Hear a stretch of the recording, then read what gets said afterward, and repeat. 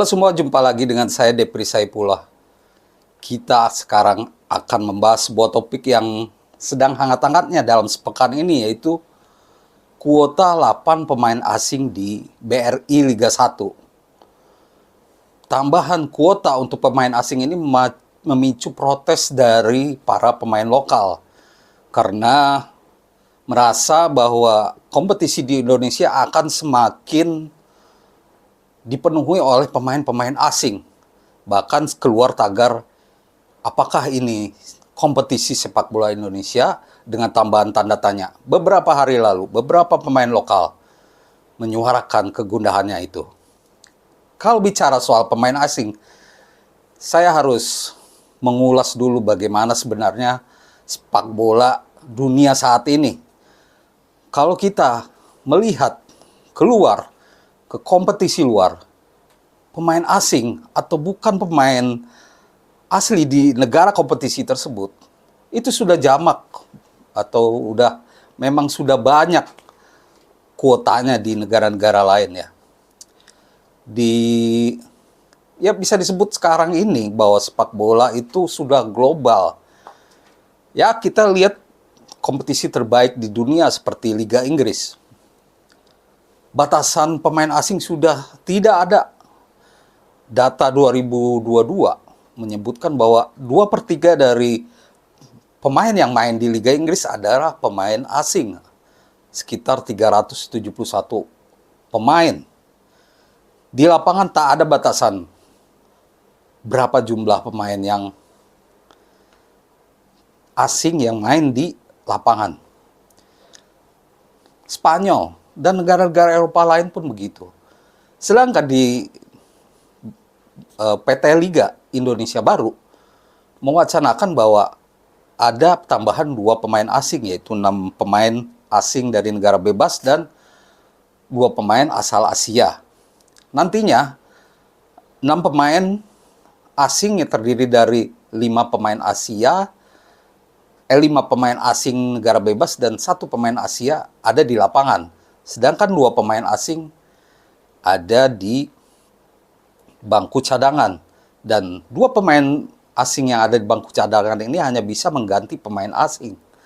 Inilah yang jadi ketakutan dari para pemain Liga Indonesia. Seharusnya menurut saya itu tidak perlu ditakuti. Mengapa? Karena regulasi ini juga tidak mengikat. Maksudnya ini hanya aturan pembatasan saja. Belum tentu klub-klub di Liga 1 akan melakukan itu atau akan merekrut pemain asing sebanyak itu. Dilihat dari musim-musim sebelumnya bahwa pemain asing memang cukup berpengaruh ya di Liga 1. Posisi back, tengah, lalu posisi striker itu hampir 85% diisi oleh pemain-pemain asing. Dan ketakutan dari pemain lokal terhadap pemain asing menurut saya jangan sampai terjadi. Itu justru memperlihatkan bahwa pemain lokal takut bersaing dan itu akan menurunkan citra mereka di mata fans, karena bagi fans suguhan tontonan yang menarik di lapangan itu akan lebih berarti ketimbang keluhan-keluhan seperti itu. Nah, wacana atau ya kabarnya akan diterapkan ya di BRI Liga 1 musim depan. Ini mungkin terkait dengan kompetisi Liga 1 secara keseluruhan. Belum lama keluar rilis AFC yang memperingkat atau memperingkatkan ya urutan-urutan klub terbaik atau kompetisi terbaik di Asia. Kompetisi terbaik dihuni oleh Arab Saudi ya. Kita tahu dengan uang melimpah, stadion bagus, terus pemain-pemainnya dari Eropa, wajar saja mereka mengalahkan 2 liga terbaik, Jepang dan Korea Selatan. Nah, yang jadi miris yaitu kompetisi di Indonesia Liga 1 berada di posisi 28, bahkan berada di peringkat 6 zona ASEAN di bawah Filipina. Ini sungguh mengkhawatirkan ya. Bahkan Thailand saja berada di peringkat 8. Australia peringkat ke-10 atau 11. Malaysia, Vietnam. Sedangkan Indonesia berada di peringkat ke-28 di bawah Filipina. Kita hanya ada di atas negara-negara kecil seperti Kamboja, Laos, Myanmar. Harusnya kita ada di setidaknya setara lah dengan Malaysia atau makan Thailand.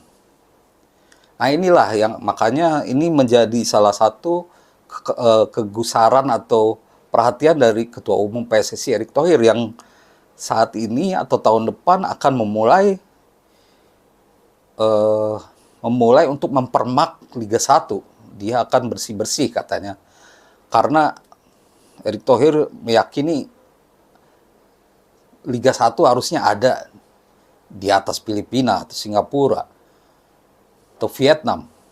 Ya ini butuh kerja keras dari semua pihak. Nah, pemain asing bisa mengangkat kualitas sebuah liga. Tentunya selain lokal, utamanya di pertandingan regional ya di Asia. Cuman masalahnya pemain asing seperti apa yang dibawa oleh klub-klub Liga 1. Belakangan ini atau hari ini, Asosiasi Pemain Profesional Indonesia lewat ketuanya Andri Tani mengeluarkan statement bahwa tambahan pemain asing hanya menambah beban klub dan memperbesar resiko untuk telat bayar gaji pemain. Nah ini yang jadi krusial menurut saya. Jadi apakah pemain asing yang dibawa ke Indonesia itu benar-benar berkualitas atau biasa saja? Dan muncul juga pernyataan dari salah satu pengurus Dewa United yang mengatakan pemain asing dibawa karena pemain lokal harganya mulai mahal-mahal. Nah ini malah jadi ironi ya. Kalau pemain asing harganya lebih murah dari pemain lokal berarti kualitasnya biasa saja. Menurut saya itu sebaiknya jangan dibawa ya.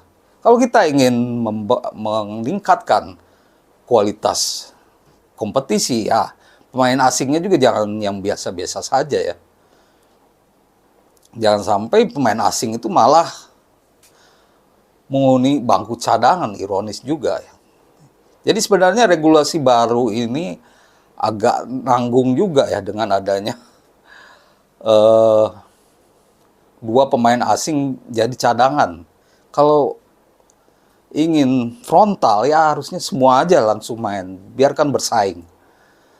Tapi seperti yang saya bilang sebelumnya bahwa syaratnya harus pemain asing yang berkualitas. Kalau alasan dari klub membawa pemain asing karena lebih murah itu bahaya.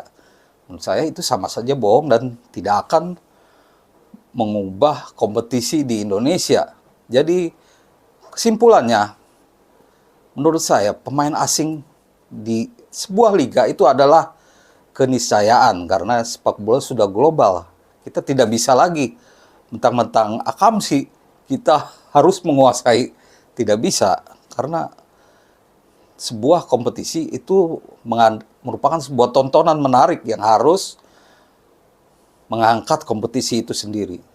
Dan kita tahu dalam 3 tahun belakangan ini, ya dilihat dari prestasi juga klub-klub Liga 1 kewalahan menghadapi klub-klub Asia lainnya.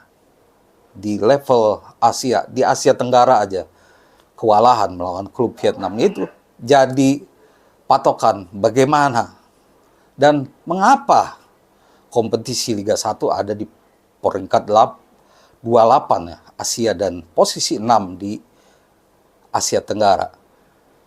Itu hanya salah satu, banyak hal lagi seperti stadion, kualitas wasit, kelengkapan alat kompetisi, lampu, segala macam. Dan ini juga berkaitan dengan ketegasan PSSI menurut saya. Menurut saya, memang Indonesia negara besar. Harusnya kalau memang taat kepada klub licensing atau lisensi klub, banyak klub yang tidak bisa memenuhi syarat gitu. Tapi Indonesia ini PSSI selalu memaksakan 18 klub. Kita lihat Malaysia saja cuma 13 klub, Vietnam 13 klub, Thailand 16 klub. Jadi menurut saya jangan terlalu banyak, jangan dipaksakan nih klub yang tidak siap ikut juga kompetisi. Harusnya ada seleksi alami yang memang kalau tidak bisa jadi masuk ke level profesional tidak bisa ikut Liga 1. Dan ini biasanya dibiarkan saja demi alasan lebih banyak pertandingan dan sponsor juga. Ini adalah salahnya. Jangan dibiarkan seperti itu terus. Demikian teman-teman ulasan saya soal Liga 1. Semoga menjadi informasi yang baik untuk teman-teman semua. Terima kasih dan salam olahraga.